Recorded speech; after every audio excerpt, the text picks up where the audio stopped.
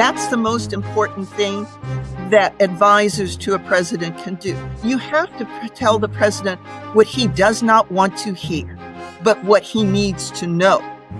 And then the onus and the responsibility is therefore on the president to make that final decision.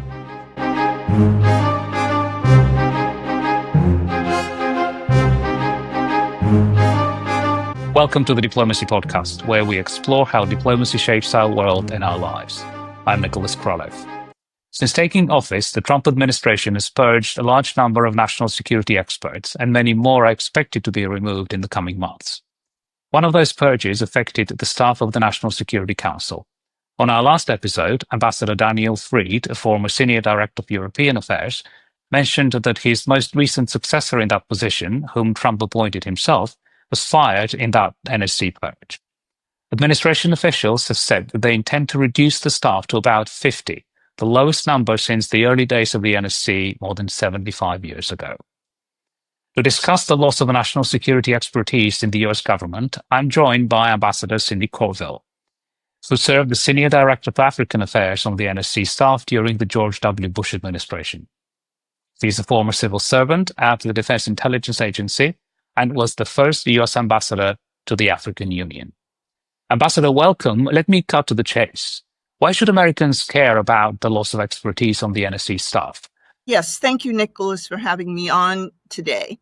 You should be alarmed because the people who are at the staff level are usually civil servants. You have some political appointees, but most of them are civil servants because it is the continuity of policy, of expertise that advises a president. I don't care how brilliant a president is, unless they've served in those cabinet level positions or served as a civil servant, they don't have the institutional knowledge that allows the president of the United States to get the most intense level of information, the breadth of information, and the expertise of individuals who have been working these issues for a long time. Can you explain the difference between the NSC and the NSC staff? Because there is a big difference. NSC is the National Security Council. These are the principals of the major departments that the president deems are critical to advise him. The two most critical ones are the Department of State and the Department of Defense. So we have the council comprising the president, of course, and the cabinet secretaries. And then we have the staff that supports the NSC on a daily basis. Correct. On the NSC staff, we have a mix of political appointees and civil servants or experts in the respective area. They can be directors, so the mid-level, they can be senior directors at the senior level. You've served in both. We had both outside experts brought in as political appointees, and then we had civil servants. In both categories, we had people who were fired a few weeks ago. Currently, several directorates are without a senior director on the NSC staff. There is a reason the NSC and the NSC staff were created to begin with. Right? The National Security Act of 1947 set up the NSC. Can you tell us what was the initial intention? What was the purpose of having the NSC to begin with? After, we get World War I and II, the number of levels of advisors was so small that no one could have possibly amassed all the knowledge, let alone handle the schedule. And so it was deemed important to bring in career people who had, again, the continuity, the expertise, who knew how to navigate what we call the interagency. The interagency in layperson's terms is all the different departments. Bringing someone in like Dan Fried and myself was that we were both career individuals in government. We had worked in various sectors of the interagency. I worked at Defense Intelligence. I worked in the Office of the Secretary of Defense.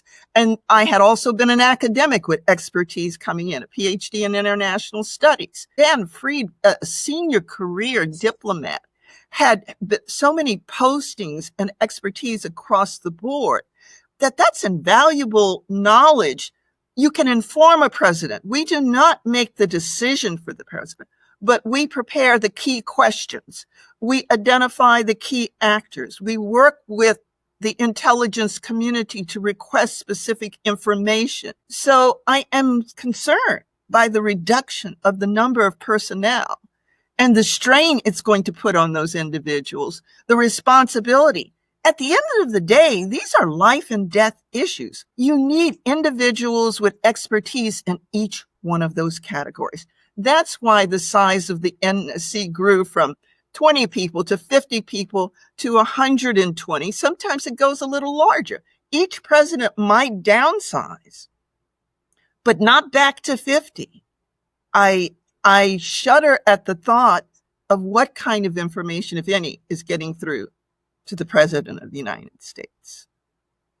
Well, that's it, isn't it? There is a reason there is this thing called the interagency. There is a reason there is a policy process or an interagency policy process in this government that was created all these decades ago and has survived all these decades. So can you explain what that actually means? Let's take an example with PEPFAR. You were very involved, of course, when PEPFAR was created, and that was the President's Emergency Fund for AIDS Relief at the beginning of the 2000s. And that program ended up saving tens of millions of lives. So can you walk us through this example so we can understand what is the benefit of having this interagency foreign policy process? Thank you for that question. The benefit of that, once the president decided he wanted to create such a program, because this is one of those situations where it came from the top down, from the president himself, down to the national security component for sub-Saharan Africa. And then we were told, this is what I'd like to do. Can this happen? What would it take to make it happen? What would it cost? How would we choose countries? So the NSC at that time, Jendai Frazier was the senior director at that time. I was her deputy. And we worked in lockstep. Jendai was a political appointee. I was a detailee by name request. I had the experience of working in the Africa component in the Office of the Secretary of Defense. I knew how to navigate the interagency. And I had served in previous administrations as a civil servant in Defense Intelligence and OSD. So what we did was then to have meetings at the level of the Assistant Secretary. The congressional representative at the NSC was brought in because we would have to go to Congress for the funding. So that's what that requires. All of that work was done, I would say about 12, 15 people working their own agencies.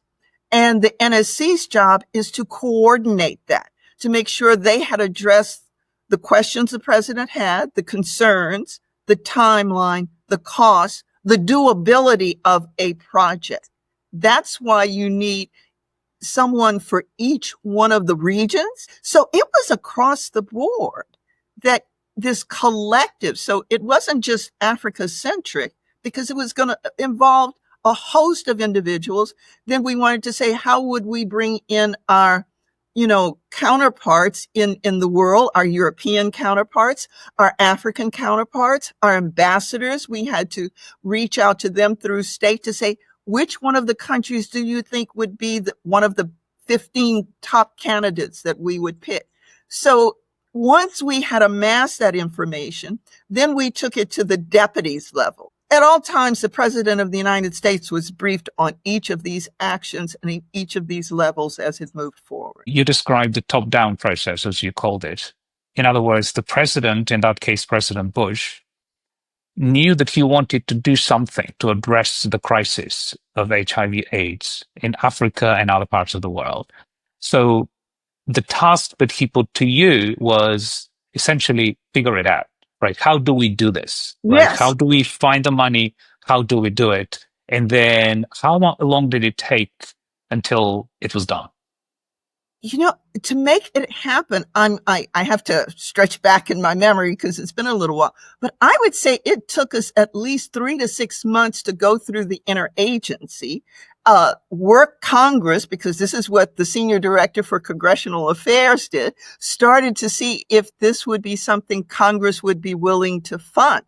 So this was such a process. So I would say really close to a year would be, and I'd have to go back and check, but my memory, this was not an overnight thing. So I would say at least 3 to 6 months, but the first 3 months were intense in doing the groundwork to say, is it doable? And if it's doable, what is the timeline for implementing? Who would be the agency to have the lead?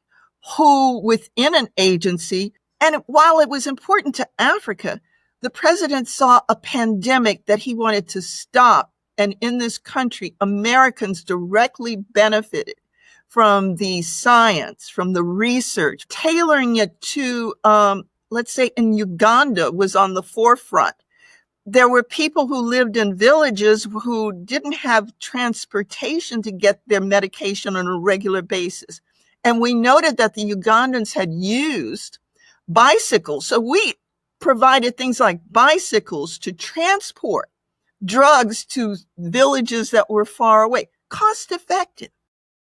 So across the board, the program was tailored to meet the needs of each country.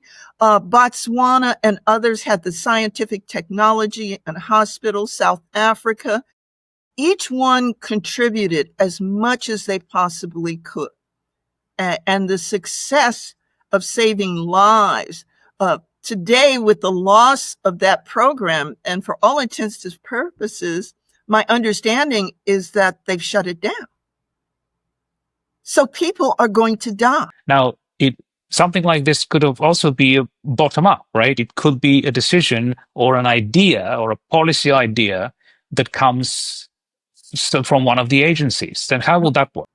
Let's say if state wanted to launch a program, the assistant secretary would come to the counterpart at the NSC and say, we're interested in doing this.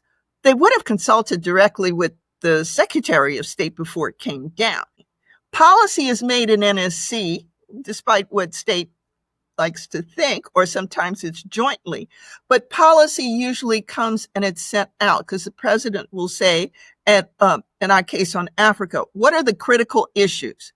And as a senior director, you would identify the critical issues facing the United States or how we could engage to have better diplomatic relations, better access to resources.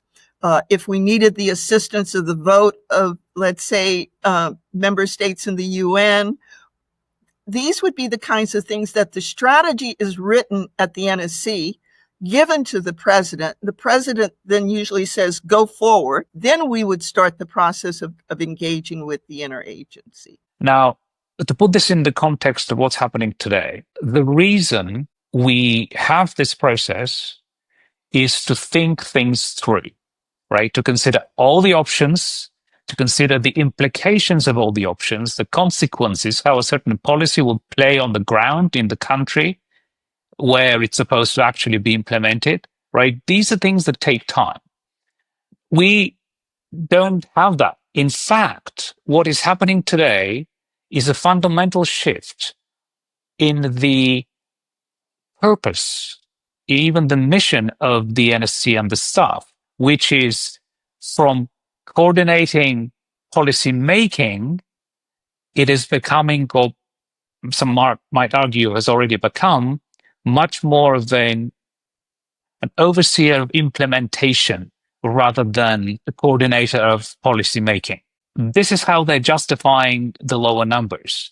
That you don't need all these people because the president knows what he wants and he knows how to do it. And we don't need all these people. We don't need all these months and years to be spent in meetings and all that.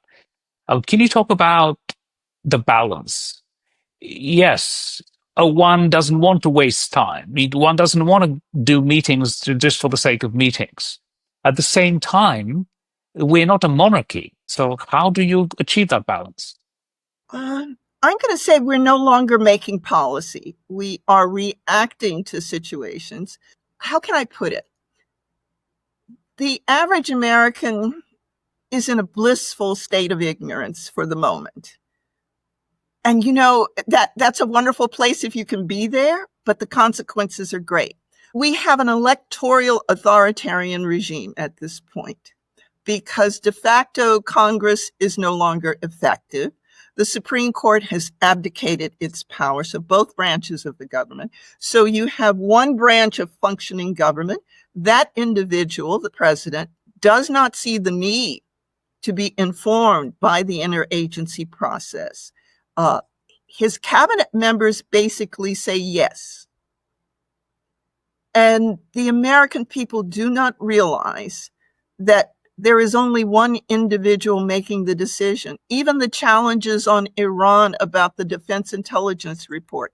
Having been a political military analyst, sometimes DIA stood out there by itself and were allowed to do that, not say you can't. Now, the president doesn't have to take that information into consideration. But going back to your question, there is no interagency process. There is no desire by the president of the United States to have one. And it is in his best interest, I said not in the people's best interest, to reduce the size of the NSC. There's less chance of contradiction. And I'm going to say there is no chance of contradiction, less chance of leakage of his information. And therefore, we are blindsided as a citizenry. So when the American people should be very concerned, because right now there's only one person at the helm who's making all the decisions and not well-informed decisions. Just to explain that there are all these committees, right? There is the IPC level, the Interagency Policy Committee, sometimes called the PCC or Policy Coordination Committee, depending on the administration. And so if an idea, policy idea originates in an agency and then is being brought up through the interagency, then it might start with an IPC meeting at the level of assistant secretaries. Then it's moved up to the deputies committee, and these are the deputy secretaries, right? The deputy heads of the departments who participate in the NSC. And then the high level is the principals committee, and that's the secretaries, the heads of the departments. And of course, the National Security Advisor chairs that. And then the highest level, of course, is the actual NSC, the council that is chaired by the president. And there should be very few things that ever have to go through all three levels. Brent Scowcroft, of course, is credited with creating the modern NSC structure. He served during the Gerald Ford administration and then again during the George H.W. Bush administration. And so until the Trump administration, even though it was much bigger, the NSC and the NSC staff looked very much like the structure that Brent Scowcroft put in place. Now, what I wanted to address was this tension that quite a few people who've been in the trenches talk about, and this is the tension between the NSC staff and the agencies, right? Some of the agencies or some people from the agencies have accused the NSC staff of not sticking to its original policy coordinating function, but to getting too much involved in implementation of policy. Is that your impression? And if there is a tension there, how do you address it? Well, I hear what you're saying. That has happened in administrations, but nothing's going to go forward without the president moving on it. I'd like to talk a bit about your experience as a civil servant who spent years at the Defense Intelligence Agency, as both of us mentioned earlier, and then spent also some time in the office of the Secretary of Defense, and then you were requested to go to the White House and be on the staff of the NSC, first as a director and then senior director for African Affairs. I should say first as a professor, and then as a civil servant, and then as a political appointee when you became the first US ambassador to the African Union. How do you look back on that career, and what lessons do you think the current generation that is looking for a path in public service might take away? I will say my academic career prepared me very well, for this process. And, I even taught at Occidental College and Hanover College. So I had the practical hands-on of interpreting, political science, international relations. And so I would say to students, my path was not a straight one. And sometimes it is opportunity. And when I didn't get tenure at Occidental College, and I'll have to say, I have no regrets, because I wouldn't have had the other career. I would have still been in glorious California, on Santa Monica Beach every weekend, during the week, grading papers. But it so happened that a guest lecturer in my class was an Army colonel from the Army War College. And he said to my students, there are opportunities. And at the end of the meeting, I said, what about me? And that man took my resume, Colonel Dan Hink, actually set my career on a totally different path and walked it into the Defense Intelligence Agency, handed it to the guy who headed the Africa section. 2 or 3 months later, I had an interview over the phone. Didn't have video calls at that point, so I had an interview over the phone. And that set me in a trajectory. But all of my teaching skills translated perfectly for briefing and researching. And so I gained an enormous amount of appreciation for the men and women who worked in the Defense Intelligence Agency, but also in civil service in general. And so my great dream was to be a detail to State Department, never envisioning that I would be a U.S. ambassador. I also was one of the deputy assistants in the Pentagon for defense intelligence and policy. And so I got to see firsthand how you go from the person writing the papers and those analysts. And I learned a lot, and there were wonderful people who helped me along the way. But how to produce information and answer a question without putting your own personal self into it, but saying, these are the facts, these are how these actors will engage one another or not engage. And so that served me considerably well. It wasn't about Cindy Courville. It was about country. It was about giving the information that informed a president who could then make a decision. They didn't always agree with what you put forward, but they had the information in front of them. That's the most important thing that advisors to a president can do. You have to tell the president what he does not want to hear, but what he needs to know. And then the onus and the responsibility is therefore on the president to make that final decision. And sometimes they didn't agree with the information you put forward, and that's not what they wanted to do. But our job is to put the facts there, the analysis, because facts alone without analysis doesn't inform me. But I felt good that I was serving my country, and all of those civil servants are invaluable. We're about to lose another 2,000, I think, from State Department, and the world is watching. Our allies are watching, and most importantly, our enemies are watching. And it makes us incredibly vulnerable without that institutional knowledge and those expertise to inform a president of the United States, not to tell a president what to do, but to inform them. Well, thank you, Ambassador. Very much appreciate it. My pleasure. And thank you for the work you're doing in informing the public. Thank you for joining us. And remember, diplomacy is the world's best hope. See you next time.